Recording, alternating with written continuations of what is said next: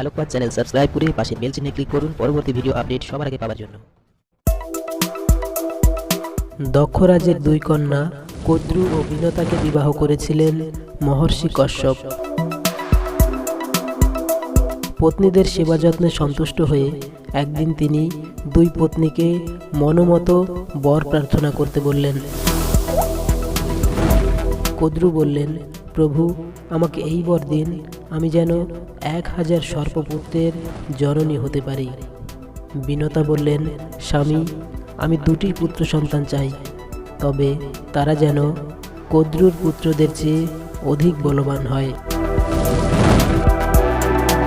কশ্যপ মৃদু হেসে বললেন, তথাস্তু।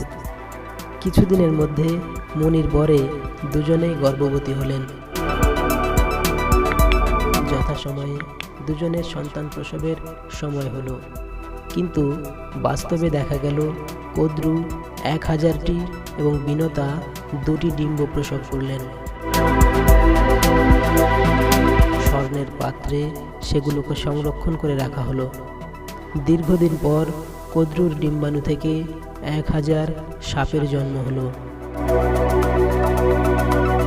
কিন্তু বিনতার ডিম্বাণুর কোনো পরিবর্তন হলো না। তা দেখে বিনতা চিন্তিত হয়ে ভাবলেন, একই সঙ্গে গর্ভবতী হয়ে একই দিনে আমরা প্রসব করলাম, অথচ কদ্রু সহস্র পুত্র লাভ করল, কিন্তু আমি এখনো সন্তান পেলাম না।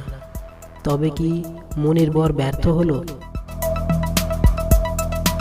কৌতূহল সংবরণ করতে না পেরে বিনতা একটি ডিমকে ভেঙে ফেললেন।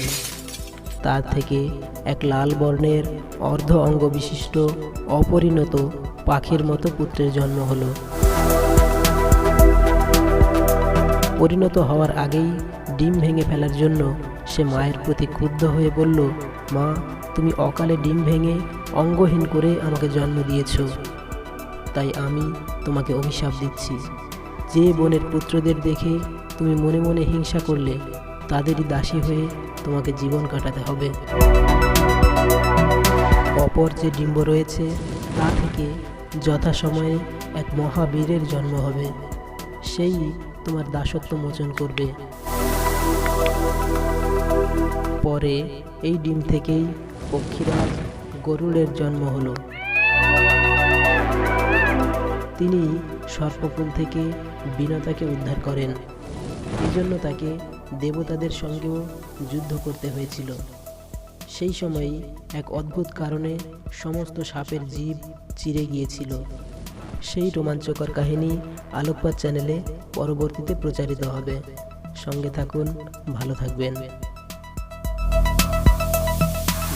আশা করি ভিডিওটি ভালো লেগেছে, তাহলে অবশ্যই লাইক ও শেয়ার করুন। সেই সঙ্গে চ্যানেলটি সাবস্ক্রাইব করে পাশের বেল চিহ্নে ক্লিক করতে ভুলবেন না, কারণ আমরা নিয়মিত এরকম আকর্ষণীয় কাহিনী আলোকপাত চ্যানেলে উপস্থাপন করি। ভালো থাকবেন।